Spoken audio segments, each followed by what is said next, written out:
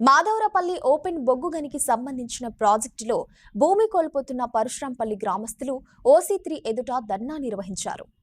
జయశంకర్ భూపాలపల్లి జిల్లా గణపురం మండలం మాధవరపల్లి ఓపెన్ బొగ్గు గనికి సంబంధించిన ప్రాజెక్టులో పరశురాంపల్లి గ్రామానికి చెందిన అనేక మంది రైతులు వ్యవసాయ భూములను కోల్పోతున్నారు.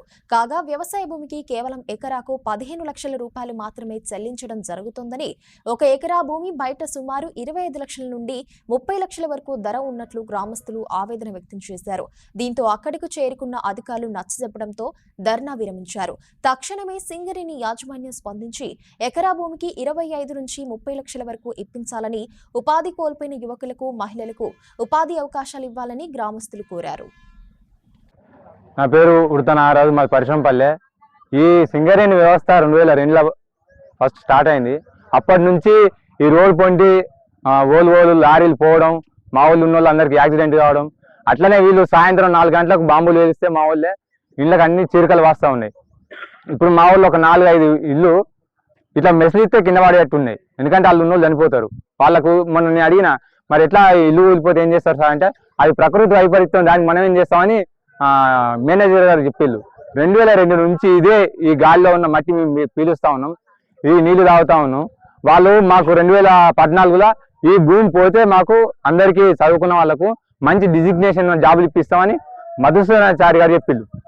కానీ ఇప్పుడు మనకు 3వ శాసనసభ్యులు ఇక్కడ ఇల్లు 2014 నుంచి తెలంగాణ వచ్చినప్పటి నుంచి తెలంగాణ ఉద్యమం ఎట్లా జరిగిందో మా ఊరి నుంచి మేము అదే ఉద్యమం చేస్తా ఉన్నాం. చాలా సార్లు జిఎం గారికి, కలెక్టర్ గారికి వినతి పత్రాలు ఇచ్చినాం. ఆ పేపర్లో కూడా వచ్చినాయి. కానీ వాళ్ళు ఏం పట్టించుకోకుండా ఊర్లో ఉన్న వాళ్ళకు విలువైన ఇక్కడ 20-25 లక్షల విలువైన భూమి తీసుకొని 3 లక్షల రూపాయలు మాకు ధర కట్టిస్తా ఉన్నారు. ఫస్ట్ పోతే పోయినాయి 1200 ఎకరాలు తీసుకున్నారు. 300 ఎకరాలు మిగిలింది. ఆ 300 ఎకరాలలో పంట పండించుకోకుండా ఇప్పుడు అట్లా దుమ్ము వాడింది. దానికి మేము నష్టపరిహారం అడిగితే అట్లేమి కట్టేయమని చెప్పే ఉన్నారు. మళ్ళీ ఇది వ్యవస్థ ఎక్కడి నుంచి కొత్తగూడెం నుంచి స్టార్ట్ అయ్యి జిఎం గారు, కలెక్టర్ గారు, ఎమ్మెల్యే గారు, ఎంపీలు, మినిస్టర్ గారు వీళ్ళందరితో ఇక్కడికి రావాలి. ఒక కౌలు పోవాలంటే 60-65 వేలు కౌలు తీసుకుంటాం. దానికి ఆ డబ్బులు వాడాలంటే అవి ఇప్పుడు వాడేయని చెప్తా ఉన్నారు. వీళ్ళందరూ నష్టపోయి, చాలా మంది నష్టపోయి. ఇక్కడ చిన్నపిల్లలు ఉన్నారు పరశురాంపల్లె ఊర్లో. ఈ 2002 నుంచి మేము 20 సంవత్సరాల నుంచి కష్టపడతా ఉన్నాం. మాధవరపల్లె ఒక 6 సంవత్సరాలు, కొండాపూర్ ఒక 4 సంవత్సరాలని ఆ ఊర్లు మొత్తం ముందు తీసుకున్నా ఉన్నాం. అంటే ఇక్కడ స్టార్టింగ్ సింగరేణికి స్టార్ట్ అయింది పరశురాంపల్లె గ్రామంలో. మా ఊరు తొందరగా పోవాలి. మాకు మాధవరపల్లెకి, కొండాపూర్కి అయితే ఎట్లా కేటాయించిందో జిల్లా హెడ్ క్వార్టర్లో మాకు కూడా అట్నే కేటాయించాలి.